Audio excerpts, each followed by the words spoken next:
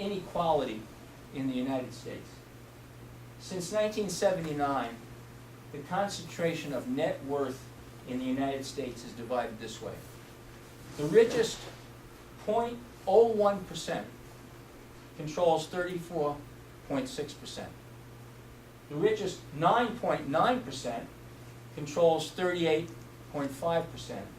And the bottom 90 controls 26.9%. So one way to summarize it would be that the top 1% of the U.S. population owns more than the combined wealth of the bottom 90%.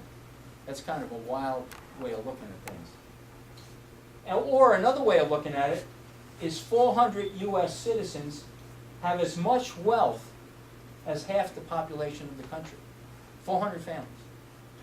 So in regard to really income, if there were 100 people, say, in the United States, and only $100, 10 would get 90, and 90 would try to divide up that $10 that's left.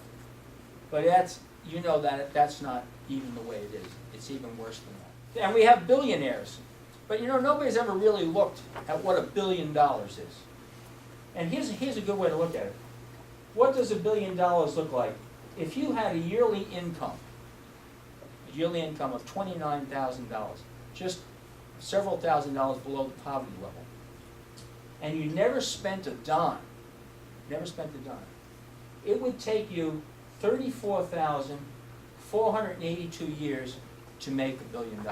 Another way of looking at extreme wealth, if the world's 250 richest people in the world, when you add all their wealth together, it's more than the total annual living expenses of half the people on the planet.